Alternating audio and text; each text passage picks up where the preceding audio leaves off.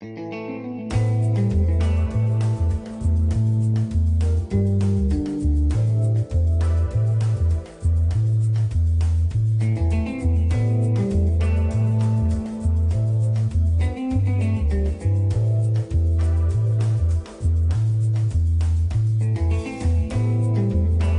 to you from the mobile Hudson Media Group studio, right here in the Uribe compound, this is Talking Politics, and I am the Professor Fernando Uribe.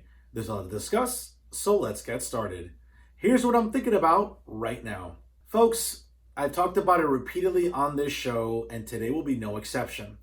But if the toxicity of the liberal media doesn't concern you, well, here is just yet another example where it should absolutely infuriate you.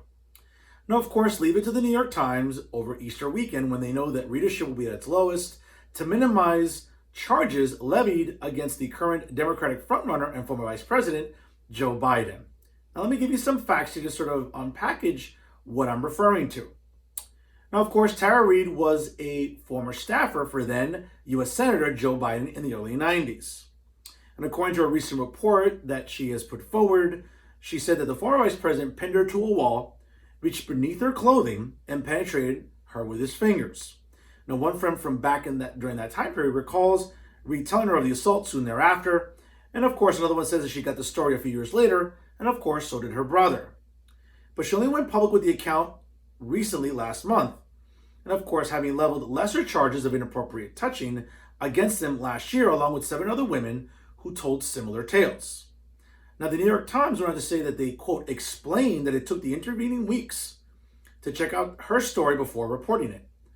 Now, of course, the reporters that were involved in sharing the information found that there was no pattern of sexual misconduct by Joe Biden other than the usual hugs, kisses, and touching that seem very creepy and have become quite preeminent when it comes to Joe Biden during public appearances. Folks, I mean, it's downright creepy when you look at Joe Biden in recent years when it comes to the way that he acts next to women. And I understand that, people want to make sort of a big stink about the president and some usage of words that he, put forward 15 years ago. But this is a pattern of behavior that the liberal media seems to never want to take Joe Biden into account on. And you know what? Here's just another example of how intellectually bankrupt they're being during this election cycle. I'm going to give you some more facts here to sort of unravel. And one of the things that's interesting about the New York Times here, folks, is that, listen, let's be very honest. That slogan of theirs, all the news that's fit to print, that's blatantly dishonest, okay? The real slogan for the New York Times should be, all the news that they think fits, they print. And folks, that's just not responsible journalism. But again, the fact that the New York Times, along with other liberal media institutions, are engaging in blatant hypocrisy and dishonesty shouldn't surprise you. But here's another institution I'm going to take, to account also during this opening monologue. It's not just the liberal media that's complicit in this, but it's the Me Too movement. Yes, folks, I said it, the Me Too movement. Because all I'm seeing right now is blatant and downright hypocrisy by this movement of feminists and other activists that are quick to sort of stand behind Joe Biden. Quite frankly, if you remember back during the fall of 2018, did Brett Kavanaugh get the same fair treatment? Of course not. Why? Maybe he was a conservative. Maybe he was a man being nominated by a Republican president to occupy one of the vacancies on the U.S. Supreme Court. Now, let me just take you back a little bit, folks, and give you a chronology and a timeline about, just quite frankly, how absurd this really is. Now, if you all remember, during the fall of 2018, whether it was on your news feeds on social media or the nightly cable news, whether it was in print columns, in publications all around the country, all we heard day in and day out was how evil of a person Brett Kavanaugh was. How we're supposed to sort of take the allegations of a classmate from almost 30 years ago. Well, let's be honest, folks. Professor Christine Blasey Ford probably doesn't even remember what she had for lunch yesterday, much less what happened 30 years ago. But don't you remember that all we heard, whether it was hashtags or the statements by liberal Hollywood, by members of the liberal press, or by liberal members of Congress was, oh, we have to believe all women. We have to believe women. Me Too, time's up. That's all well and good, folks. And I'm all for reporting people that engage in sexual misconduct. But clearly that wasn't the case with Brett Kavanaugh. As many of his accusers that have sort of recanted their stories, because, quite frankly, they didn't make sense and it just didn't add up. But do you think the New York Times gave Brett Kavanaugh the same sort of leeway and flexibility that they're giving Joe Biden? Of course not. You know why? Because they remind you, or at least should remind you, that they're dishonest, and they're dishonest on a daily basis. Folks, here's a newsflash for people, because you know what? Maybe people have short memories and don't recall exactly what was happening with Brett Kavanaugh. Before he was nominated to the U.S. Supreme Court by President Donald Trump, he was White House counsel during the administration of President George W. Bush in the early 2000s. And here's another newsflash for you. You just don't get that job by going to HR, at the State Department or the Department of Justice. Okay, you don't just fill out some online application. Okay, you have to be nominated and certainly recommended to that position. And once you are, the FBI is going to do a very diligent and thorough background check on you. And certainly they didn't find anything, because otherwise, how would he even been able to serve as White House counsel? Folks, that's not some run-of-the-mill type of job at the federal government. And folks, you're being the White House counsel to the President of the United States. Okay? So clearly Brett Kavanaugh dotted all the I's and crossed all the T's when it came to his qualifications and, quite frankly, his background check. The FBI didn't find anything in 2004 going into 2005. But do you think the media would have reported that? Do you think the liberal media like the New York Times or the Washington Post or liberal, media channels like MSNBC or CNN would have done their homework? Of course not. That will require them to have integrity. That will require them to have some sort of, journalistic responsibility. And clearly for many years, all the aforementioned have shown that they don't have any of that. But of course you wouldn't know that because the New York Times wouldn't tell you that. Okay? But this guy served as White House counsel, okay, for a good amount of years. And mysteriously, was Christine Blasey Ford on another planet? Was she in an altered dimension, for any period of time where these allegations wouldn't have come up? Oh, that's right. I get it. Because Brett Kavanaugh was going to now fill a vacancy on the U.S. Supreme Court, guess what? Liberals and Democrats have to throw a hissy fit. And they certainly did that in the fall of 2018. You don't remember? Folks, just go on YouTube.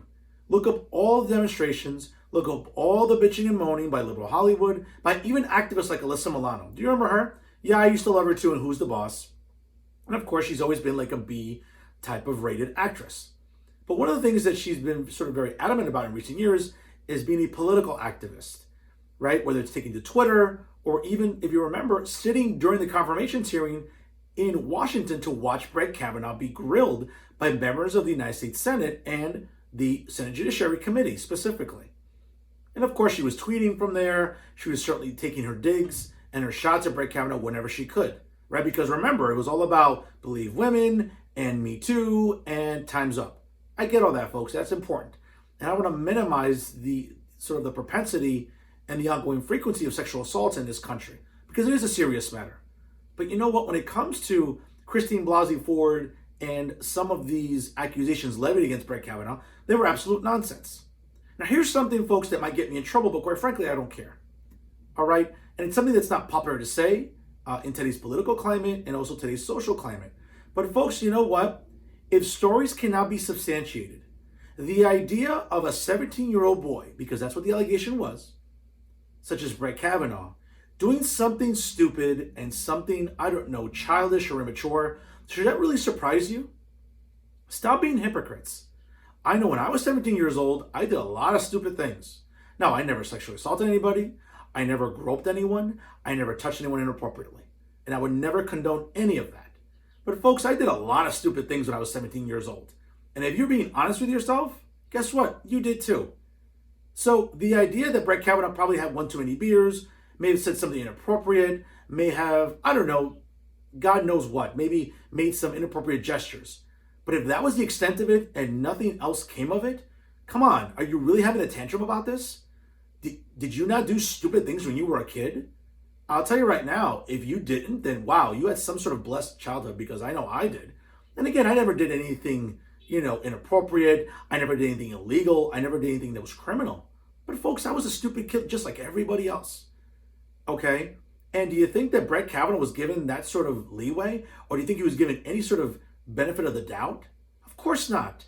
But do you think someone like Joe Biden, who's had years of blatant history right in front of you. Folks, just go on YouTube and look at some of the creepy and just downright inappropriate moments that Joe Biden has had with women, whether it's young girls or women just in the vicinity. Listen, folks, never mind the fact that Joe Biden is clearly demonstrating visible signs of dementia, and he's not competent to be the Democratic nominee. Forget all that stuff, because that's obvious.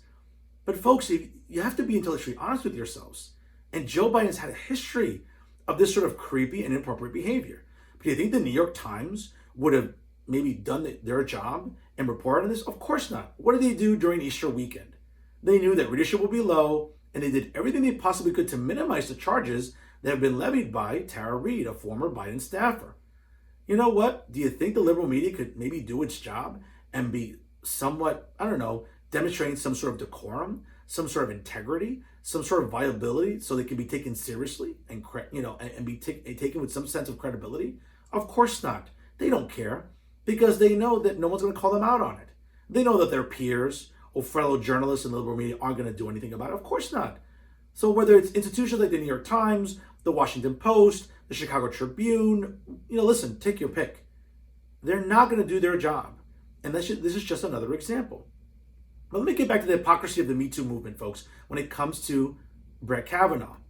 Now, again, as I alluded to before, if you watched that news cycle during the fall of 2018, and listen, folks, let's be honest, Brett Kavanaugh was a very qualified jurist and a very accomplished judge. And I, for one, am thankful that he's serving on the U.S. Supreme Court. Now, of course, people want to say, well, he got very defensive. He got very angry. You know what, folks? Have you ever been accused of something that you didn't do? Were you ever defiant about it? Were you ever sort of emphatic in pleading your innocence? Well, that's what he did.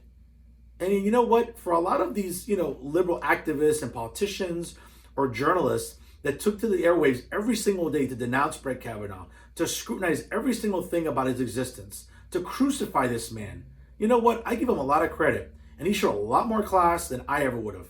Because I know if I would have gotten crucified in the liberal media the way he was, I would be dropping F-bombs. I would be, listen, let's be very fair. It would just be language that wouldn't be safe for the airwaves or safe for work to play on any of your social media platforms or any devices. But you know what? Do you think that the liberal media would have given Brett Kavanaugh just maybe the benefit of the doubt? Of course not. It's another reminder, folks, of just the blatant hypocrisy that they perpetuate on a daily basis. And you know what? I'll be very frank right now in telling you that I'm going to call out the Me Too movement. I get it, folks. When it first started, it was well-intentioned and it had a noble, goal in mind to report sexual assaults and inappropriate behavior that women were being subjected to for decades. Whether it was with Harvey Weinstein or other prominent, let's say, people in the public eye that, quite frankly, were not behaving and conducting themselves in a way that's up to par. So I get it. It was a great way to sort of bring light to a very serious issue. But you know what's happened lately? It's been politicized. It's been used as a political weapon. And we saw that with Brett Kavanaugh, and we're seeing it now with Joe Biden. Why can't the liberal media just be honest and say, you know what? We're not going to take Joe Biden to task on this, because they haven't. But I bet you if it was a conservative that was running for office, or a conservative that was in the public eye that was accused of what Joe Biden was being accused of, or has had a visible track record of what he's been doing for years, trust me when I tell you, the liberal media would hang this guy out to dry. But they're not doing that here with Joe Biden. And that's what's infuriating.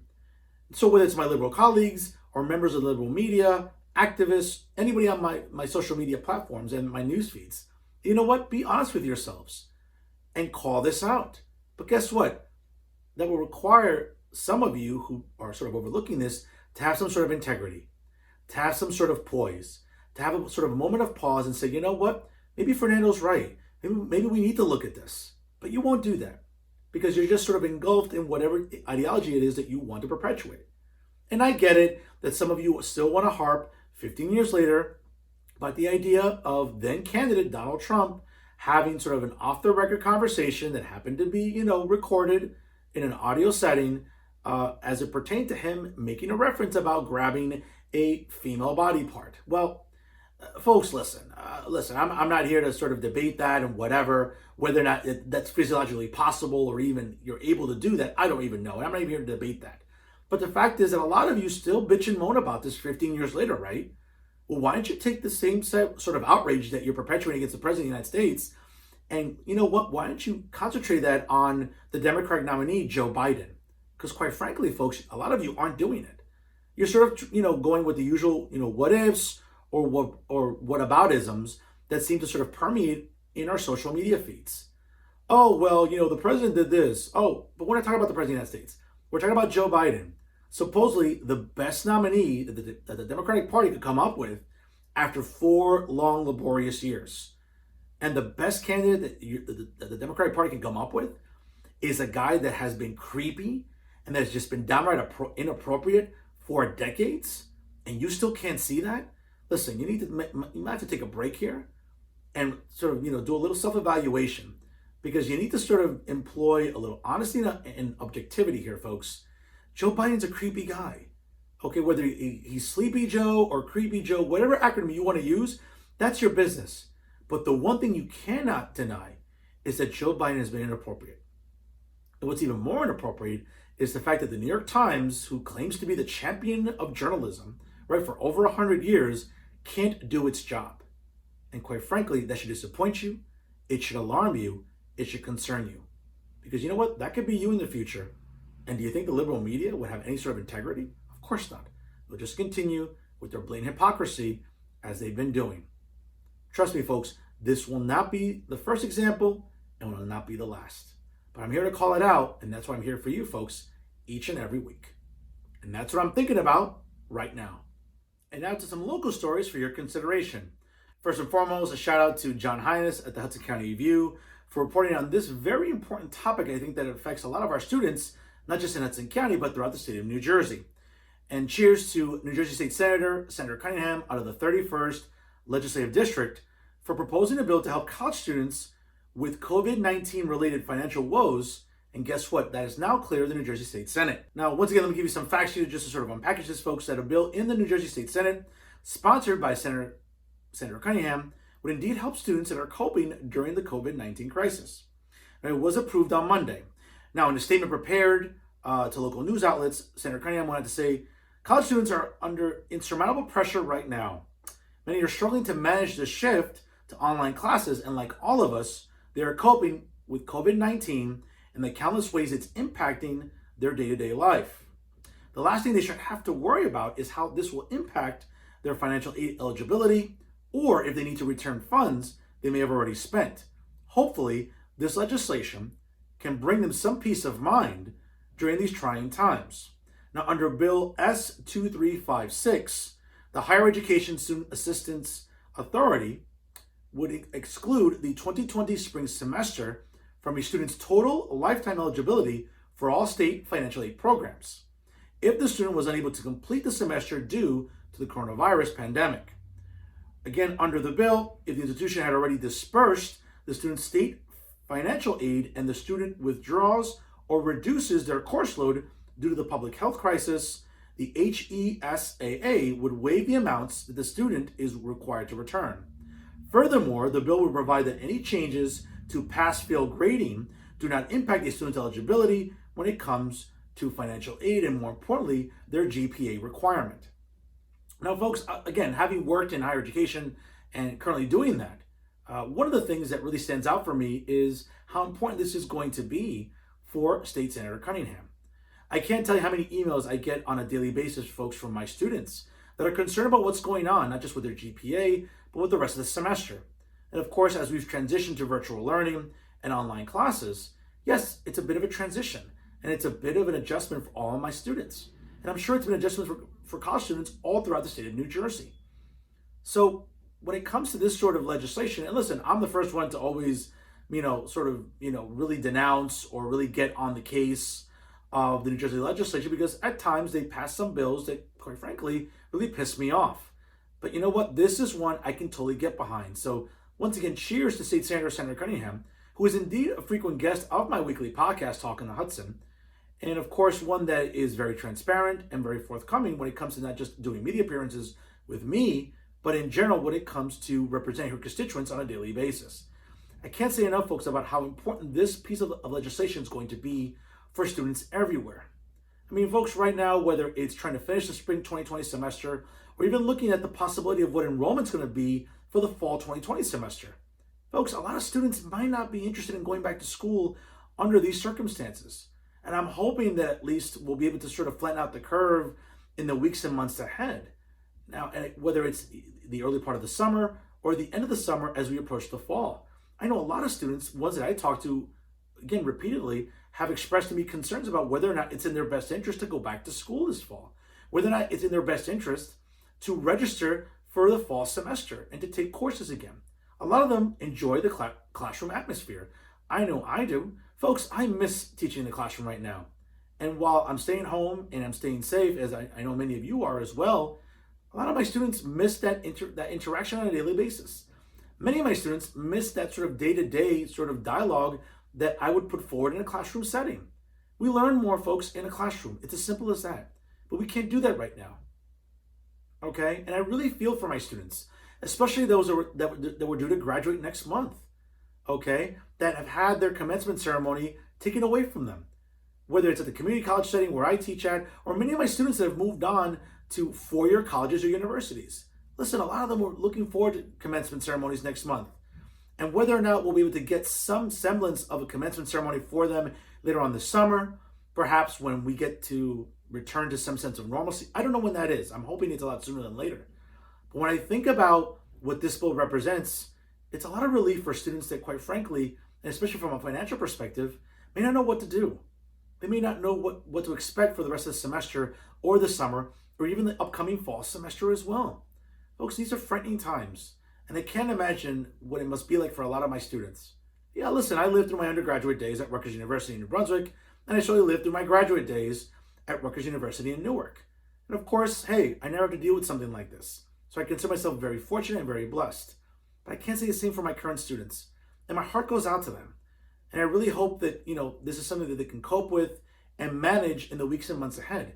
But without a doubt, one less thing to worry about is sort of the financial woes that, college can bring forward to students on a yearly basis. So once again, bravo to State Senator Senator Cunningham for looking out for college students, not just only in her district, but throughout the state of New Jersey. We'll keep you posted in the weeks and months ahead as to what happens with Senate Bill S2356, whether or not it passes and eventually goes across the desk of Governor Phil Murphy for signature. Don't forget to catch Fernando's podcast at blogtalkradio.com/talkonthehudson. New episodes available every Wednesday night at 9 p.m. And here's another local story for your consideration, and it comes to us from Union City. Once again, a shout out to fellow journalist John Hines with Hudson County View for providing this update. It is indeed a supermarket owner in Union City, and one of its employees was charged for not wearing face masks. Now again, a Union City supermarket owner with an employee was charged by Union City Police for not wearing face masks in violation of the state emergency orders 2 days after being warned, according to local officials. Now, quote, here's a statement from the Union City Police Department. When education and warnings fail, we will issue a summons. Now, a Union City supermarket owner and employee were cited for failing to wear a mask after repeated warnings were indeed unheeded. Please help us stop the spread. Now, subsequently, city spokeswoman Erin Nedler from the Union City Police Department had said, quote, a social distancing task force had indeed been formed in the city to ensure that residents are following the executive orders issued by Governor Phil Murphy. Now, while educational flyers and masks and gloves were distributed at local businesses, Los Hermanos Supermarket, which is located at 2606 Bergen Line Avenue, did not heed a warning issued last week. Now, again, the Union City PD went to Los Hermanos twice on April 13th and saw multiple employees without masks. The employees and owners were given warnings and educated about the needs for masks. Now, we had another incident in recent days where an employee who had previously been warned about wearing a mask was without one. The employee and the owner were issued a summons for violations of the executive order instituted by Governor Phil Murphy. Now, folks, one of the interesting things about this is that there was yet another supermarket in Union City, more uptown, La Roca, which is located also on Bergen Line Avenue and right off of 44th Street, was also cited as a result of the social distancing task force implemented by the Union City Police Department. Folks, I can't say enough about the good work that the men and women are doing here in Union City to make sure that people are staying safe. that people are practicing responsible social distancing. When I hear about businesses like Los Hermanos en La Roca in Union City just sort of being, negligent and quite frankly being dismissive of these policies and protocol, it should concern all of us. And I'm glad that, again, the Union City PD issued their summonses. Because sometimes, folks, the only way to teach people a lesson is to hit them in their pockets. And that's exactly what should be happening right now to these businesses and anybody else who don't want to follow simple protocol. Ladies and gentlemen, I don't have all the answers here, but one thing I can tell you is that by wearing a mask, if you're going to be outside or if you're working in an essential business, wearing a mask and protective gloves is essential, if not downright mandatory. What indeed is the problem? Why are these businesses struggling? It's not like the city of Union City isn't providing these supplies to local essential businesses. Of course they are. Listen, bravo to Union City Mayor Brian Stack and the Board of Commissioners, and again, the hardworking men and women of the Union City Police Department to make sure that these policies are being followed. How difficult is it, folks? Okay, you're not kids. Okay, you're grown-ass men and women. Act like it. And especially if you own a business, do us all a favor and be responsible. Okay, you never know who you're endangering. You never know who you might be exposing. You never know who you might be getting sick. All right, it might be a family member inadvertently. It might be a friend of your family. It might be someone you know. Okay, don't take, life into your own hands. Don't be, negligent. Don't be reckless and irresponsible. All right, wear the necessary apparatuses that you have to wear. Okay, and if it takes issuing summonses to multiple businesses until they comply, then you know what? Go do that. All right, so whether it's La Roca or Los Hermanos in Union City or any other supermarket or essential business that's not going to comply, you know what? If you're not going to learn the easy way, then guess what? Fiscally, you're going to learn the hard way. So again, I applaud the Union City Police Department for creating this social distancing task force and for making sure that people are indeed complying.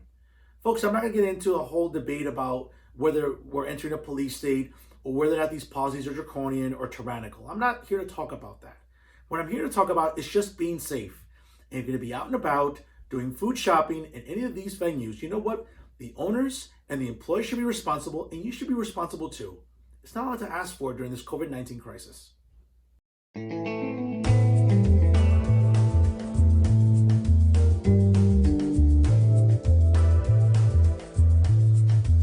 And that's our show for this week. To check out all the excellent programming brought to you by the Hudson Media Group and NJ On Air, check out their websites, www.hmgtvshows.com, www.livestream.com/hmgtv, and www.njonair.com. Don't forget to like the Hudson Media Group and NJ On Air on Facebook and follow them both on Instagram and Twitter. Folks, next week we'll bring you highlights from the latest edition of the podcast, which you can listen to live every Wednesday night at 9 p.m. Eastern Standard Time by going to www.blogtalkradio.com/Talk on the Hudson. We'll have John Hines from the Hudson County View, and I'll provide some highlights from our podcast interview coming up this week. And also, folks, don't forget to check me out on Twitter and also follow me on Instagram. And never forget, if it's unbiased, unfiltered, and unafraid, you know it's always talking politics right here with the Hudson Media Group and NJ On Air. I'm Fernando Uribe. Please stay safe, stay indoors, and stay alive. Thank you so much for watching.